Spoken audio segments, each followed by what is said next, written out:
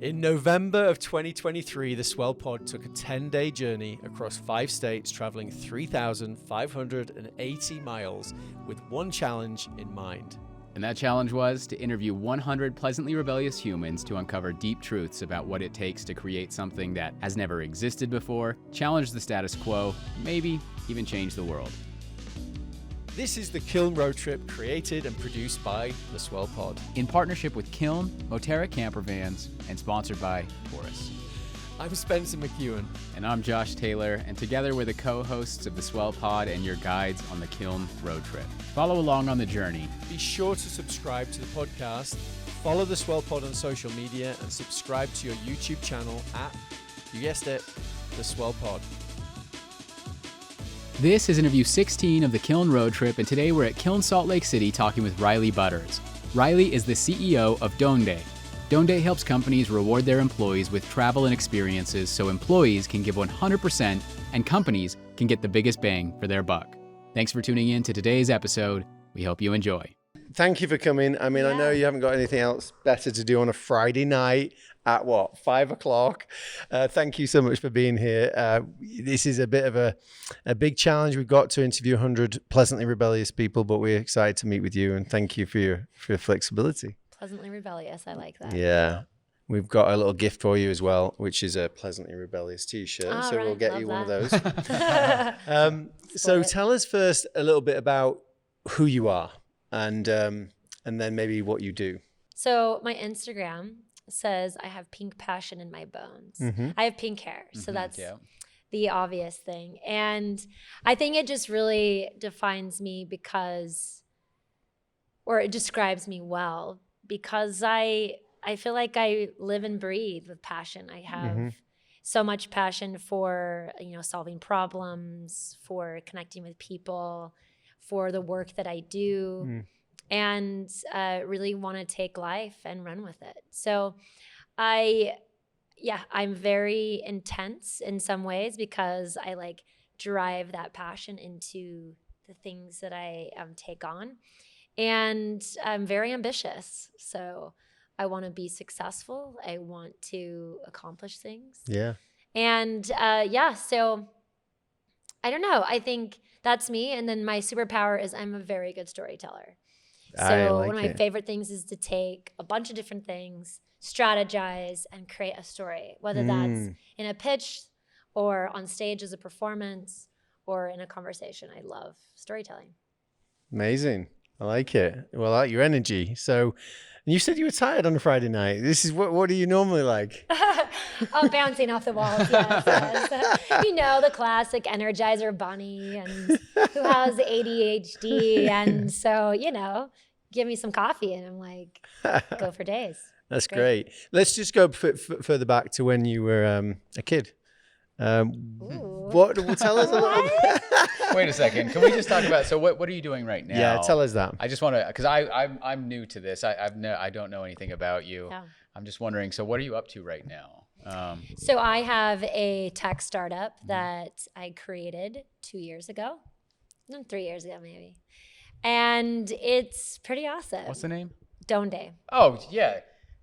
I know who you are. I'm sorry. Yeah. Oh, yeah. that's so I know nice. Donde. I know. Okay. I know you. Yeah. No, I don't know you, but I've heard Let's be friends. Obviously, I've heard a lot about Donde. Oh, yeah, cool. really good stuff. I love that. Yeah. So the heart and soul of Donde was to make travel accessible. Mm-hmm. And it's like, lots of people travel.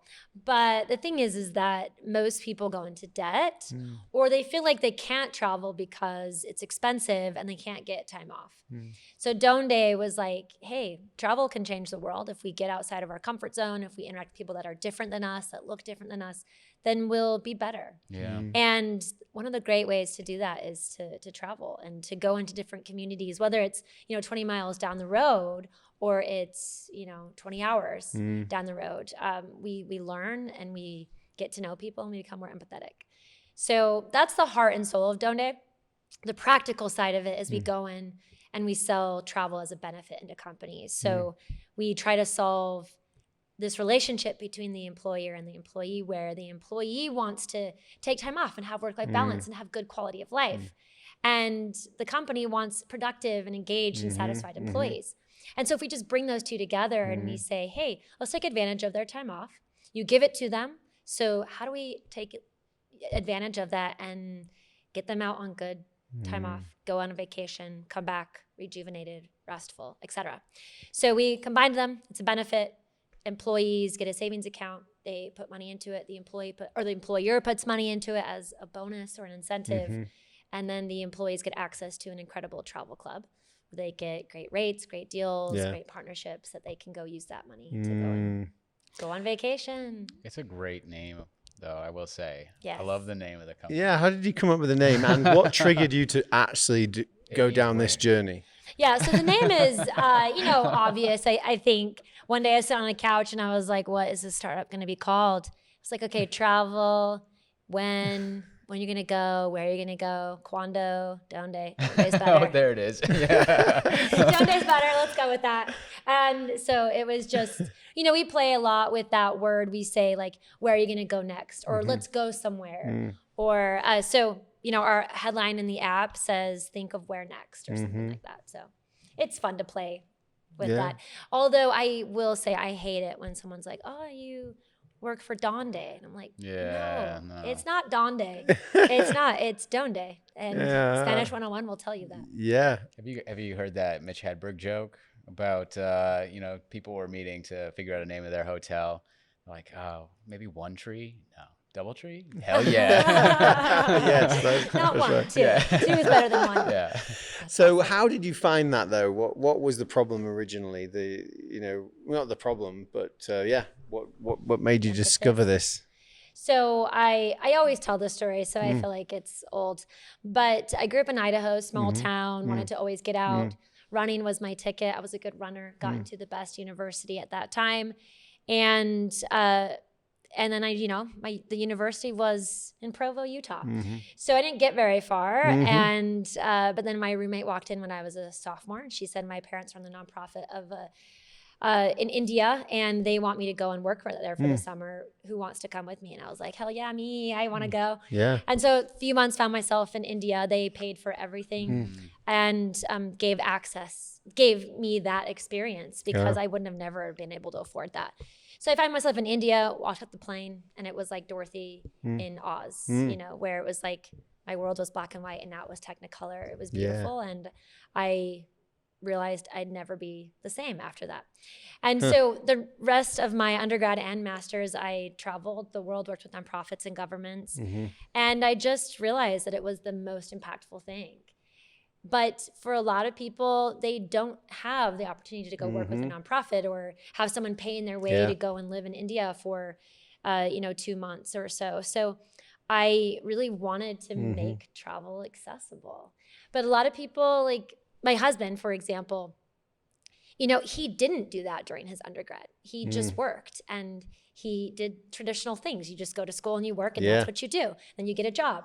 And so when we were thinking about if we were going to start a startup, what would it be? I was like, I want it to be in travel because I want to give people the experiences that I had that you never had. Yeah. So it's kind of that was really the heart of it. We actually started something else before Donde, and it was called Ensemble.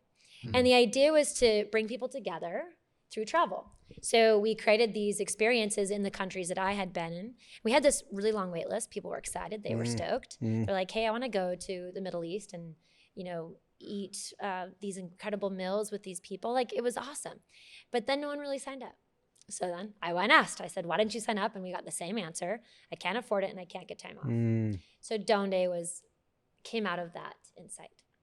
And at what point, this is super cool, especially because you're trying to share your experience that you had. Yeah. That's what it wasn't even a problem that you were really trying to solve necessarily at the beginning, right? It was just, you didn't even know you had the problem. You discovered it when you were there. Yes, yeah. And you took the opportunity, obviously, and then now you want to share it with others. How did you then discover the kind of connection with the employment? Like, at what point did that come to fruition? Yeah, that's a good point. So when the two insights where people can't afford it and they can't get time off, the time off thing is obvious. Like it originates with your employer. Yeah.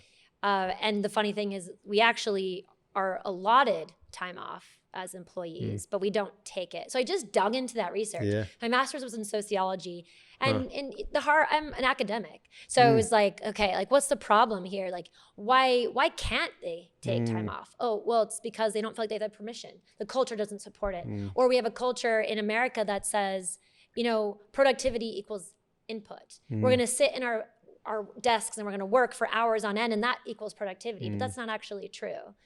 And so I thought a lot about like, well, what promotes productivity? How do we stay engaged as employee? And then you see this whole trend of burnout. And it's just like, this is so obvious. Yeah.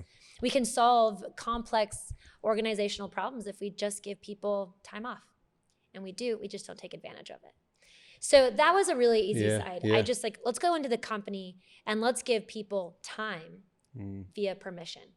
So that was easy, but then it was like, okay, how are we going to solve the cost thing? Well, a lot of different travel entities try to give you deals and access to great rates or credit cards that give you points. But we also said, well, what if your company gave you points or bonus, right? What if your company was a part of that equation? So they're now extending your spending power towards travel. But then we also thought, well, what if you actually just saved for it? Instead of going into debt and putting it on a credit card, what if you as a person saved for travel, your company gave you a bonus, now you have more money to spend. So then we also do the whole great rates and deals and exclusive, you know, member deals, all that kind of stuff. But for us, it was like, if you save and if your company gives you a bonus, then you've got money. And that's how we can cover the cost problem. So we tried to address it differently than everybody else does in travel. So you're the first to have done that. Yeah. I mean, there's like a lot of different marketplaces and travel clubs, but no one incorporates savings account. No one incorporates the company into that equation and then also attaches it to a marketplace. So it is that combination that's unique about Donde. Also, our app is awesome. I think a lot of people have experiences with booking travel and it's not great. Like Amex travel isn't that great. Chase travel is kind of crappy. I talked to someone yesterday and she's like, oh, it's horrible. I'm this like exclusive member of Chase and it's terrible. So we said, how can we make it better? And you know, as a startup, you have that opportunity. You don't have old reimagine tech. it. You got smart people. So. Yeah, that's amazing. Yeah. What are some of the bigger challenges you're facing right now? The challenge that we face is companies getting on board. Yeah. Most of our sell is very educational. I walk in and I talk about, you know, what do your employees want? How do you invest in them? What kind of results do you want? And guess what? If you gave Donde, you'd get the results that you wanted. Like almost every company we work with says it's the best benefit. And we tell this story a lot. It's an anecdote from one of my customers. They announced their benefits for that upcoming year and they said, hey, we're going to give you guys $10,000 extra into your 401k.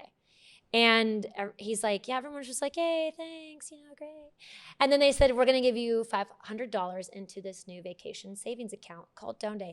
And he was like, the entire room stood up and cheered. Wow. Nice. And I think that's the difference. You're going to invest $10,000 into someone's retirement that you're never going to see. The employee's going to be long gone when they retire from your company. But you just gave them $10,000. Great, that's awesome. We all want retirement. That's great. But what we really want is to experience life today. But it's hard. We can't get that time. We can't afford it, et cetera. And so if you just gave them $500, you'll have this incredible reverberation across the whole company and your culture will change. That's the promise of Donde. But it is hard to change companies. Yeah. It's hard. So that's our biggest challenge is selling. We have a really great foundation. We have a ton of companies that love us. I just don't have enough of them. Yeah. So. Yeah. How big is the Donde team right now? We have 7. 7. Very cool. All really right. great, smart people. Cool. Yeah. What are your lessons? What are you going to do then? I mean, how are you going to get this over the line? Is it just perseverance and testimonials and just keep going? By the way, I love what you're doing just because it's about providing an experience, they're going to go and do something that means something. You know, you can talk about corporate. We're from the corporate world. For myself and 20 years at American Express, and I think I heard it's okay. I've left, and they're not family. Me. I didn't mean to. No, but the point is that there are so many things internally that in any big corporate where let's say talk reward and recognition. You're not giving experiences. Yeah. You're just giving a point here and a point there that you can't, you can convert to a pen. Like you want an experience and you want it to be surprise and delight. And it's like there's a fundamental problem you've identified that it's a no-brainer, but now you've got to get them over the line to actually adopt it. Yes. Yeah. What is your strategy? Yeah, exactly. I think it's a no-brainer. Yeah. And if someone asked me, I'd be like, let me show you the thousands of articles that will support it. Mm-hmm. But it's getting that to change the norm, the standard, or just say like, oh, we've already budgeted for all these things. It's like, why? Why are you spending money on those things? They don't care. So you're wasting your money. But so I'm very passionate about this. If I could just go on like a educational tour to talk about how we drive change in organizations would be awesome. But yeah, so about in August, I was like, wow, this knocking on people's doors isn't fast enough. Metaphorically, of course, we don't really knock on doors. We get on Zoom calls and talk to people about their rewards and recognition. But so we were like, let's go channel. So that's our new plan is we've lined up a number of channel partners. And the idea there was that for me to come into an organization, it's a little bit disruptive. I have pink hair, so people are like, who's this crazy person? But, there are people that go into companies and consult them on the benefits and the rewards that they should give. And so I was like, I need to go work with those guys. So yeah, it's working with channel partners in the broker space, advisory space, payroll companies, HCM. So those that are already working with the buyer and can make a recommendation for us, because I don't want to be disruptive. I actually I think it should be standard. Yeah. That's kind of where we're at right now. We also have bigger visions and plans about what our technology can do today and who actually wants that technology. So I think there's a lot of different paths, but the one right now is to stay focused on companies offering it as a benefit. Yeah, fantastic. When did you go pink? 10 years ago. Not in India then? No. Quite a bit later. Not quite. A couple of years later. That's good. I like it. I know we need to wrap up. I know it's Friday night, but I'm really inspired by what you're doing. Thanks. Yeah. Before we get into the rest of the episode, we want to thank the partners and sponsors who made the Kiln Road Trip possible. The Kiln Road Trip is brought to you by Kiln. Kiln is a boutique co-working and flex office community with 13 locations in 6 states across the West, dedicated to providing innovative workspaces that empower your team to thrive. Whether you're a solo visionary or an enterprise-level team of up to 100, Kiln transcends being merely a place to work. It's a hub for learning and connecting with like-minded professionals that will make you and your team love where you work. And if you haven't stepped foot inside a kiln yet, you really need to. On this road trip, we visited every single location, and trust us when we say once you see these beautifully designed spaces, meet the talented team, and connect with fellow members, you won't want to work anywhere else. Locations include Utah, Colorado, Idaho, Oregon, California, and Arizona. And they're growing too, with multiple locations set to open in 2024. Yeah, so be sure to check out the kiln locations nearest you by booking a tour at kiln.com and answer Swell in the question, how did you hear about us? Once you complete the tour, you'll be entered into a competition where you could win a 1-year membership, their club membership at Kiln. Yep, you heard that. That's kiln.com, book a tour, and be sure to mention Swell in the question, how did you hear about us? The Kiln Road Trip is also brought to you by Moterra Campervans, a luxury campervan rental company for iconic road trips. Their top-of-the-line vans are available at 7 locations located near America's best outdoor adventure destinations. They have consistently earned the highest customer ratings in the industry, making Moterra Campervans your gateway to adventure without sacrificing on comfort or service. That's true, and initially we wanted to take this journey in a 1960s VW bus, but thankfully we found Moterra instead. With 3 van options, we took the Pop Top Classic, which sleeps 4 and is best for those who want to maximize floor space and storage. This was critical for us because it needed to sleep the entire crew, we needed space to edit, and we were traveling with large amounts of equipment, luggage, and other goodies that we picked up along the way. And this van took us through all 3,580 miles of the trip. Super comfortable and sweet to drive. And actually, Moterra offers fully planned itineraries if you'd rather leave the planning to someone someone else. Visit gomotera.com/swell. That's gomotera.com/swell. This episode is also brought to you by Taurus. Taurus is leading the charge in home energy storage. Taurus makes it easy to achieve energy independence and a greener tomorrow. The Taurus station provides everything you need to generate clean power, efficiently store electricity, and easily manage your energy use. And installing a Taurus station offers plenty of benefits, including save money on your electricity bill, Also, ensure energy security with backup power during outages. reduce carbon emissions with renewables, You can also automate EV charging and HVAC systems with 100% renewables. and enjoy unrivaled system monitoring and support. If you like the sound of those benefits, get a quote to build your Taurus station in less than 30 seconds. Super easy at taurus.co. That's TORUS.co. Now, let's get back to the episode. So one thing that we ask everybody on the podcast is, what does it take to take an idea and create a movement out of it, or create something that's never existed before, and it's fun to get different answers from different people. And so I'm interested in what your thoughts are on that. Yeah, so I think it's hard. Like, we all can be idea people. I mean, I think, we love thinking about like the vision of something. And to really put that into execution, one, I just think it takes a lot of guts.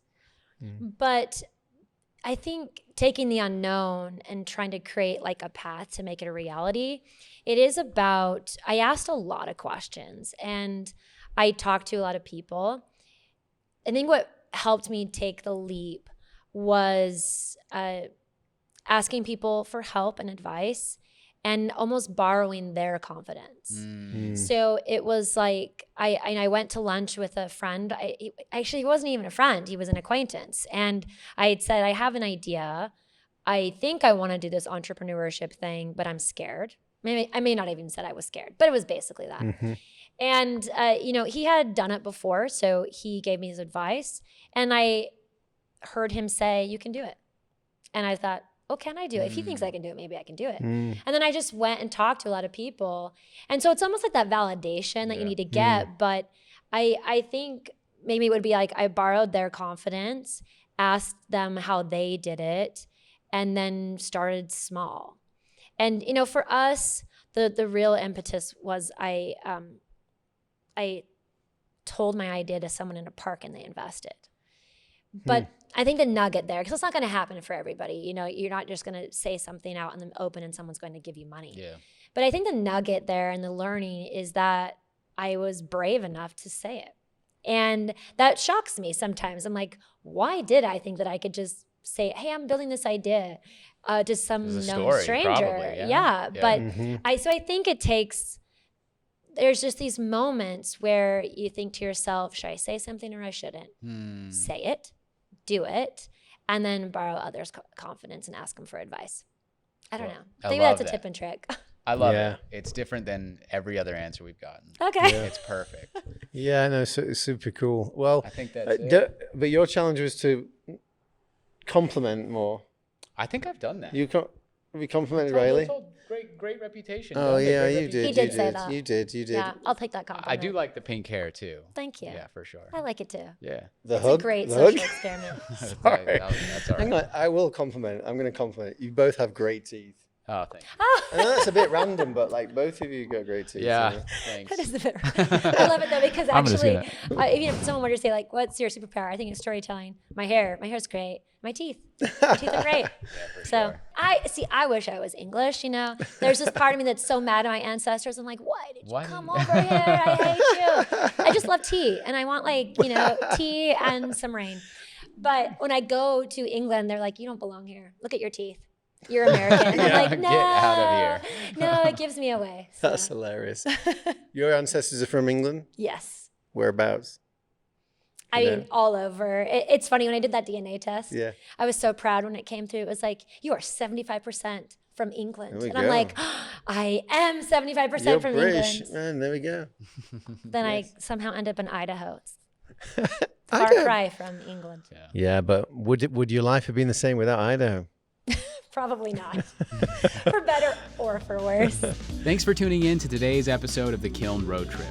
Be sure to follow along on the rest of the journey, and you can do that in 2 ways. 1, subscribe to the podcast, whether you're listening on Apple, Spotify, or maybe even watching on YouTube, and follow along on all of our social media platforms, whether you're on LinkedIn, Instagram, Facebook, Twitter, or TikTok, at the Swell Pod. Thanks again, and we'll see you in the next episode.